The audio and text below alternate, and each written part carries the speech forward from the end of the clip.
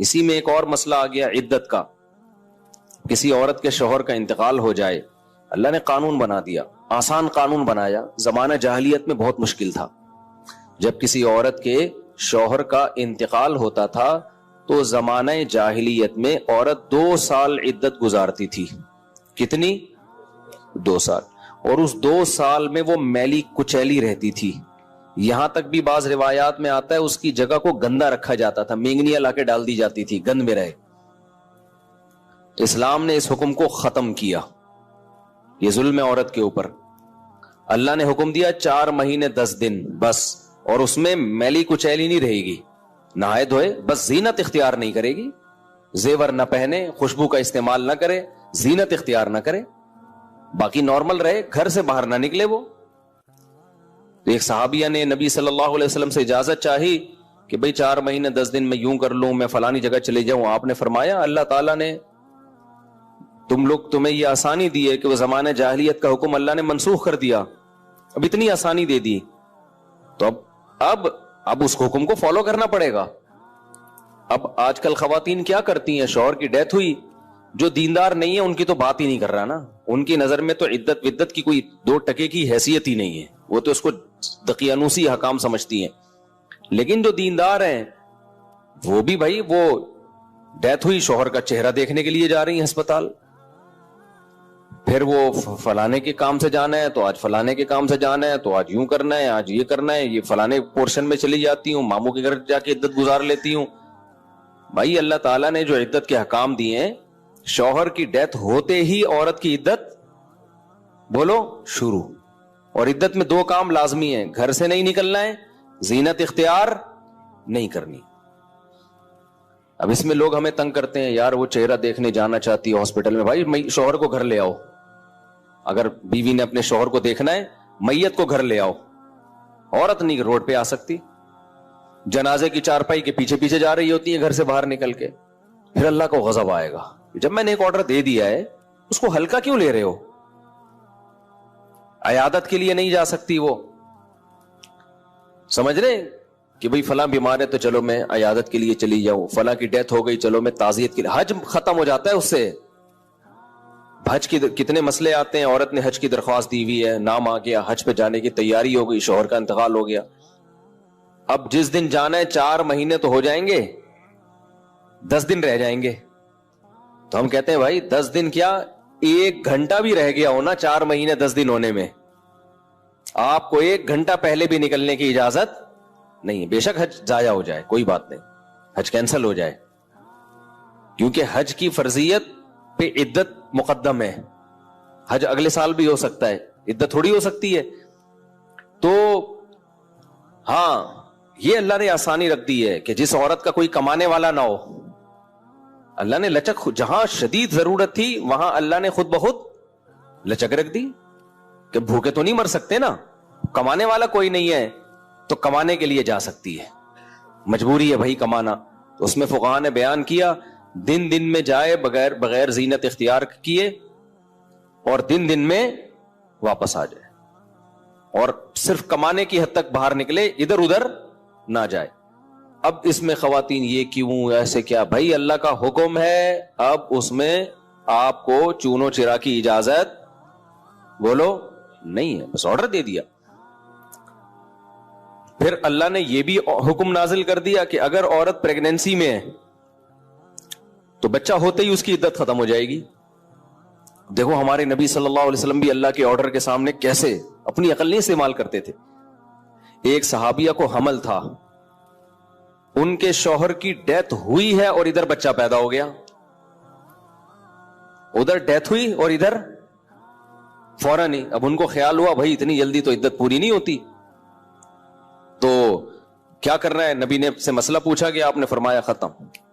جب اللہ نے کہہ دیا وَأُولَاتُ الْأَحْمَالِ أَجَلُهُنَّ أَن يَضَعْنَ حَمْلَهُنَّ, کہ حمل والی عورت کی عدت یہ ہے کہ بچہ جن لے. تو بچہ جن دیا تو اللہ نے تو نہیں کہا کہ 1 سیکنڈ بعد جنے یا 1 سال کے بعد جنے, اللہ نے یہ کہا ہے اللہ نے قرآن میں. تو ہمارے نبی بھی اللہ کے حکم کو کیسے فالو کرتے تھے نا. اگر یہی بچہ پہلے پیدا ہو جاتا, پیدا ہوتے ہی شوہر کی موت ہو جاتی, فقہا بہت باریک مسائل بیان کرتے ہیں اور آج کل کے اسکالر نا ان کا مذاق اڑاتے ہیں کہ دیکھو یہ اتنی باتوں میں لوگوں کو الجھایا ہوا ہے.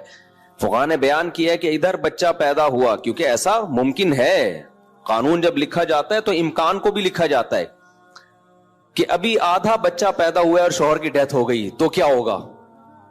ایک ہے بچہ پیدا ہوتے ہی شوہر کی ڈیتھ ہو جائے, تو بچہ چونکہ پہلے پیدا ہوا ہے, شوہر کی ڈیتھ بعد میں ہوئی ہے, تو اب عدت کیا ہوگی, اب 4 مہینے 10 دن چلے گی. ادھر شوہر کی ڈیتھ ہوئی اور فوراً بچہ پیدا ہو گیا تو عدت ختم. اب ایسے بھی کیس قیامت تک کے لیے دین آیا ہے نا, ایسا بھی ممکن ہے کہ شوہر کی ڈیتھ ہوئی اور بچہ آدھا پیدا ہوا ہے اور ادھر ڈیتھ ہوئی اس کی, یعنی ولادت ہو رہی تھی اور شوہر کا انتقال ہو گیا. امکان تو ہے نا, لا جب لکھا جاتا ہے نا تو اس میں امکانات بھی لکھے جاتے ہیں. تو فقہا نے اس میں بھی بحث کی ہے کہ اس صورت میں کیا ہوگا, یا عورت کنفیوز ہے, پتہ ہی نہیں چل رہا کہ جب اطلاع ملی ہے تو بچہ پیدا ہو چکا تھا یا نہیں ہوا تھا. اس کے بھی فقہا نے احکام لکھے ہیں. تو بہت باریکیوں میں جا کے, تاکہ آئندہ آنے والے لوگوں کو کنفیوژن نہ ہو. آپ کتاب میں جا کے دیکھو, ہر مسئلہ فقہا نے ڈسکشن کی ہے اور اس کو بیان کیا ہے. تو ذرا سے فرق سے عدت کا حکم چینج. لیکن کیوں اتنا احتیاط کیوں بھائی؟ اللہ کا جب لا ہے تو وہ 2 اور 2 4 کی طرح ہے. سمجھتے ہو کہ نہیں سمجھتے ہو؟ اب اللہ نے کہہ دیا کہ بھائی جو حمل والی عورت ہے اس کا بچہ پیدا ہوتے عدت ختم, اگلے سیکنڈ میں بچہ پیدا ہوا عدت ختم. حضرت عائشہ کا قول ہے یا کسی صحابی کا کہ شوہر کو ابھی غسل بھی دیا جا رہا ہو نا, ابھی دفنایا بھی نہیں جا رہا ہے اور بچہ پیدا ہو جائے تو بس ختم عدت, چاہے دفنایا بھی نہ ہو, فوراً نکاح کر سکتی ہے وہ, ٹھیک ہے نا, فوراً نکاح کر سکتی ہے. تو اللہ نے اجازت دے دی اس کو. اب اس میں حکمت کیا ہے ہمیں نہیں پتا بھائی, اللہ کا حکم ہے, نص وارد ہو گئی تو نبی نے بھی اس پر عمل کیا, صحابہ نے بھی, ائمہ مجتہدین نے بھی. لیکن یہ نہیں ہے کہ جی 40 دن کی عدت, بعض 40 دن کی عدت منا رہی ہیں, بعض جو ہے وہ سفر کر رہی ہیں عدت کے دوران. تو ہاں گھر اکیلا ہے, وحشت ہے اس میں, بہت زیادہ خوف ہے, کوئی خطرہ ہے چوری چکاری کا, تو مجبوری میں پھر وہ گھر چینج کر سکتی ہے. جیسے کوئی ایسی جگہ پہ رہ رہی ہو جہاں چور ڈاکوؤں کوئی ساتھ رہنے والا نہ ہو, وہ ایک الگ مسئلہ ہے. ہمارے حضرت بہت استقامت والے تھے, لیکن پھر بھی فرماتے تھے کہ یہ اللہ کا فضل ہے کہ اللہ نے ہم پہ 5 نمازیں فرض کر دی, آپشنل نہیں رکھا. آپشنل ہوتی نا, اختیاری ہوتی تو شاید کوئی بھی نماز نہ ہوتی. ہم سے سوچتے ہی رہتے کہ چلو 5 نمازیں پڑھنا ثواب ہے تو پرسوں سے پڑھیں گے.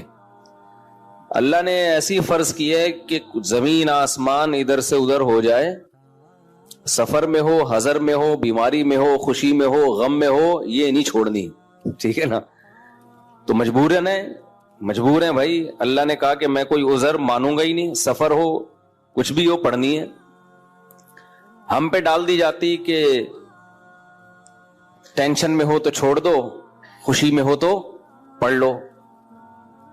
تو ہم تو یہی سوچتے رہتے ہیں بھائی ابھی تھکاوٹ ہے, آج رات دیر سے سویا ہوں تو فجر میں اٹھ گئے تو نیند پوری نہیں ہوگی, تو ایسا کریں گے 11 بجے پڑھ لیں گے, یہی سوچتے رہتے. اللہ میاں نے کہا کہ رات دیر سے سو, جلدی سو, یہ تمہاری ٹینشن نہیں ہے, یہ تمہاری ٹینشن ہے, یہ میرا مسئلہ نہیں ہے. میں نے کہہ دیا ہے فجر کا مطلب فجر ہے, ظہر کا مطلب ظہر ہے, عصر کا مطلب عصر ہے. ابھی ہم امریکہ گئے نا تو جہاز جاتے ہوئے سورج کی سمت میں جا رہا ہوتا ہے, تو ایک نماز بھی نہیں آئی راستے میں. ہم نے ظہر پڑھ تو لی, لیکن نہیں بھی پڑھتے تو امریکہ پہنچ کے بھی مل جاتی, کیونکہ سورج کے ساتھ ساتھ چل رہے ہیں. واپسی پہ مخالف آ رہے ہیں تو ٹھکا ٹھک نمازیں آ رہی ہیں. اب جب ٹھکا ٹھک نماز آ رہی ہے, ایک نماز کا ٹائم, فوراً دوسری نماز, فوراً تیسری نماز, فوراً چوتھی نماز, فوراً 5ویں نماز. اور اللہ نے فرض نماز میں کہا ہے کہ کھڑے ہو کے پڑھو, قبلے کی طرف پڑھو. یہ ممکن نہیں ہے تو پھر مجبوراً بیٹھ کے پڑھو, لیکن فرض نماز پھر بعد میں لوٹانی چاہیے, کیونکہ فرض نماز اصل میں قیام بھی فرض ہے اور قبلہ رخ ہونا بھی فرض ہے. تو اب ہمارے ساتھ دوست تھے, انہوں نے کہا کیسے؟ میں نے کہا مجبوراً بھائی پڑھنی پڑے گی, اللہ کا حکم ہے, نماز آپ سفر میں نہیں چھوڑ سکتے. اللہ نے 4 کی 2 کی ہی اسی لیے کہ میں نے 4 کی 2 کر دی ہیں, چھوٹی کر دی ہے, اس لیے کہ چھوڑنا نہیں ہے, آدھی کر لو. چھوڑنے کا آپشن ہوتا تو اللہ پھر کہہ دیتا ٹینشن میں ہو تو چھوڑ دینا, نہیں تو پھر پوری پڑھ لینا, یہ کہتا نا اللہ تعالیٰ. اب جب نماز کا ٹائم آیا, ہم نے کہا بھائی کہ نماز پڑھنی ہے, تو وہ نماز میں جہاز میں جگہ کہاں دیتے ہیں. خیر ہم نے ریکویسٹ کی تو جگہ آگے, انہوں نے کہا آگے جا کے پڑھ لو. تو ہم نے کیا کیا, ہم نے کہا بھائی آج کل ایک ایپ آ رہی ہے جو لوگ جہازوں میں سفر کرتے ہیں, اس کا نام ہے حلال فری کر کے کچھ ہے, نام بھول گیا میں, بڑا زبردست نام ہے, آپ لوگ نوٹ کر لیں. وہ کبھی جہاز میں سفر